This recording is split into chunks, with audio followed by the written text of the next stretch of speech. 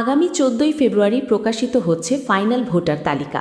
সেই তালিকায় যদি আপনার নামটি না থাকে তাহলে আপনি কি করবেন, কোথায় যাবেন, আপনার কি করা উচিত, কি ডকুমেন্টস আপনাকে রেডি রাখতে হবে। ভিডিওটা শেয়ার করে সবার কাছে পৌঁছে দিন। বিষয়টি সম্পূর্ণভাবে জেনে নিন আপনি কি করবেন। তবে যাদের 2002 সালের তালিকায় নাম নেই কিংবা হিয়ারিংয়ে যাদের নোটিশ এসেছে তাদের প্রত্যেকের আরও হয়রানি হতে পারে। তবে চূড়ান্ত ভোটার তালিকায় নাম না উঠলেও কোনো আতঙ্কিত হবেন না। পরবর্তীতে নতুনভাবে আরও নাম তোলার সুযোগ পাবেন, কিন্তু ভারতীয় নাগরিক হতে হবে এবং যথাযোগ্য প্রমাণপত্র থাকতে হবে। চূড়ান্ত ভোটার তালিকায় নাম না থাকলে এবছর ভোট দেওয়ার সুযোগ নাও হতে পারে। তবে কেউ আতঙ্ক ছড়াবেন না। যারা প্রকৃতভাবে ভারতীয় নাগরিক তারা সকলেই ভোটার তালিকায় নাম তোলার সুযোগ পাবেন। 14ই ফেব্রুয়ারি ফাইনাল ভোটার তালিকা বেরোচ্ছে। তার আগেই আপনার প্রয়োজনীয় জরুরি কাগজপত্র রেডি রাখুন। যদি কারণবশত তালিকায় আপনার নামটি না থাকে তাহলে আপনাকে আবার 15 দিনের মধ্যে আবেদন করতে হবে। কিন্তু এই আবেদন কার কাছে করবেন, কোথায় যাবেন? এবার শুনুন আপনার কি করা উচিত। প্রথমে ফাইনাল ভোটার তালিকা ভালোভাবে যাচাই করে দেখুন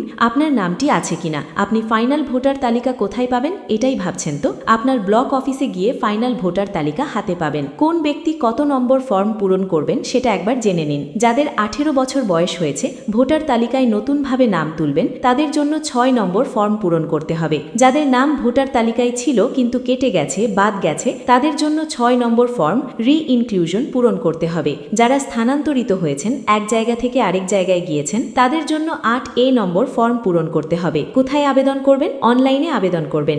NVSP ওয়েবসাইট খুলে আবেদন করতে হবে। যারা অনলাইনে আবেদন করতে পারবেন না তারা অফলাইনে আবেদন করবেন।